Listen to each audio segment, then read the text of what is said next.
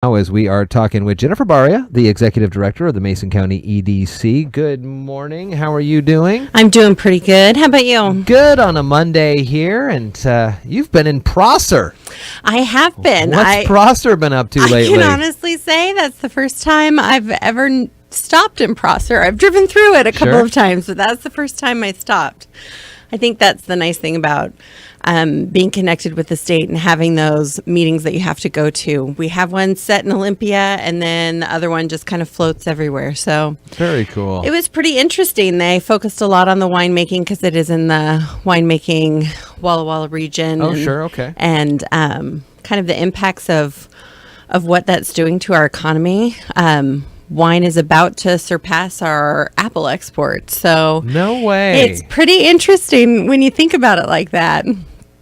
They have a big juggernaut to kind of catch up to. California is the biggest producer. Sure. It's at something like 800 million gallons of wine is produced out of California, and Washington is the next biggest producer at more 70 million gallons of wine. So there is a little bit of a just a slight gap. They're ready to kind of jump right over that. But to be close to our apple crop, and then how do they do this? You said gallons? You can look up statistics for it. Gallons, dollars to the economy, number of wineries. They even rate the wines that come out of our different areas. So they compared those to what comes out of California and, of course, Italy and France, and kind of on the big global scheme, what does it look like? And Washington's pretty well positioned. Really? We rate pretty high on the quality of wine that comes out. Is it something unique to our topography of the land, that the soil, the amount of sunshine? Well, over there, I learned they have a lot of different microclimates. So instead of like California, or I apologize, if France, where you have an area and this is the grape that you grow. Yeah. Over there, they have so many different types of environments that they can grow a wider variety of wine. So they're not producing one specific type. They're producing a huge range of it. Yeah, I thought it was pretty interesting. Is there a concern ever that there may be too many wineries? In my head, the answer is no, because they're all so unique within themselves. Even here in Mason County, when Oyster Fest comes around, we get some of these local wineries. They're all still different, even depending on where they get the grapes from or what have you. The end product is so different, and each of those places could be a tourist destination. Well, and that's exactly it. Is we're moving from just go and see this to an experience destination for things like that. You don't want to just drink your wine at home. You want to be able to go and either experience where it came from or be at a vineyard, that feeling of what it is that you're doing when you're experiencing it as well. Oftentimes these wineries are just picture perfect. They look amazing. Right. You see the rolling hills of the grape vineyards and the big, pressing plants and things. Have you seen, or are you familiar with any, and this may happen, and I'm not aware of it, but where people are able to go to a place and then stay there, like a bed and breakfast on winery property? Or I know when they're in the towns, you could stay at the local hotels and things like that, but are they moving? Is that a whole nother economic driver where people could come in, spend a night or 2 nights at the winery, full experience? I think there are places that do the full experience. I think it depends on the size of the organization and kind of how much they've put into it. We have a lot of small wineries here in Washington, and they talked a lot about if we want to compete with California, as we slowly build up to that huge number, what do we need to do? So those small wineries that have that niche that they feel comfortable in, they need to be willing to move up to a medium size. And the medium size needs to really want to be a larger winery. And what does that kind of involve and entail? So if we want to get, so you said, what was it, 800 million gallons. In California, and we're at 7 million or something like that? 70. 70. Okay, so it is still quite a ways. But in order to get It's a goal. It's a goal, but even in order to get to that point, would we be sacrificing some of our other crops for that land? And then do we want to put all our grapes in that basket, I guess? Excellent pun. I think it really depends on the economic impact back to those local farmers. If they're not getting the value for the crop that they are producing, sure, why keep producing that crop? Sure. If you've got it's really an assessment. It's a kind of a personal, regional assessment of what really is being produced in your area, what feasibly could be done. Corn is just not as sexy as wine is. Right. No, you're right. So there are farms that do that, and there are economic benefits to having them still do that. Rotating crops, really focusing in on what's the most healthy for the business and for the environment.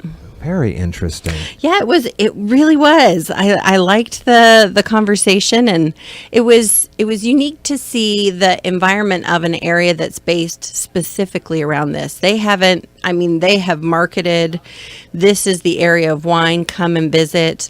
So as I, who don't drink wine, am looking at different areas or things to do in the area, it is wine, wine, wine, wine, wine. So do you keep marketing directly to that, or do you now kind of build out so that when you have a family come and visit, they don't have to find, care for the kids while they go to the winery? Yeah. And there's things that can kind of mitigate that, but really looking at what that impact is and who your customer is. Their customer is a wine drinker who wants to come there for that experience.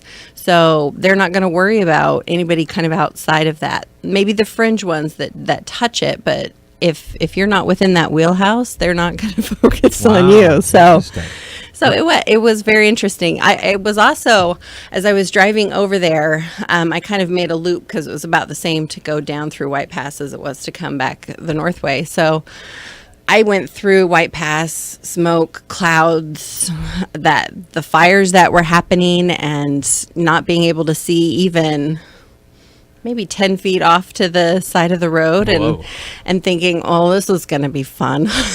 But you get there and it is a little smoky, it is a little hazy, but the experience was it was still very nice. It could have been better with no fires and no smoke. But we talk about the difference between the east side wines and the west side wines, or what is it when you say you're from Mason County? Do they go, oh, I've heard of blank, or the soil in the county of Mason is good, or what are people saying? It really depends on who you talk to. They've got a big research. They just got, I want to say it's close to a $25 or $30 million. They just built a research into the grapes and the area and what really is the best way to kind of harvest them, grow them, cultivate them. And if you talk with some of the professors there, they know about the different areas, but your everyday winery person is really focused on their product or their neighbor's product. It is their community. So how does a wine, and you may not know this, and that's great, but in your conversations with them, if there are so many wineries and so many varieties, even within a particular winery, how does one wine elevate versus another wine? What is it that somebody will go, oh, this 2018 is way delicious compared to this 2018 blah, blah, blah, blah. And I won't be the best person to answer that, but I think it really is around personal taste. That's why there's so many there, and that's why the tastings, the tour and the tastings are the ones to go through, because you've got somebody talking about the different environmental impacts on the grapes, what makes them taste different, how you can, in the experience, what you're taking in, what you're seeing, what you're smelling, all influences what it is that you're tasting. So, it might not taste the same when you get it home as the experience that you had at that perfect evening sunset while you're sipping it. But I think that has a lot to do with it. Other than that, I honestly couldn't answer that question. No. Well, there's probably taste testers aplenty. I'm sure. Yeah, I always go back to the movie French Kiss, which is an awful movie with Kevin Kline from like the early 90s. But he had kind of this wheel of different things that went into the wines, and you picked up the bottle and you smelled it, and you smelled a couple of them, and then you sipped your wine, and you could tell what those flavors were. So that's kind of what I go back to, but that's my layman's kind of viewpoint of it. French Kiss from Meg Ryan and Kevin Kline come out 1995. Oh, see? 88% of the Google users liked that movie. So see? Well, and clearly very wine connoisseur centric. Classic if you're a wine drinker. Jennifer, it was good to see you. I'm glad too. You're back in the friendly confines of Mason County. We'll check back with you next week, okay? Thanks for having me. I appreciate it.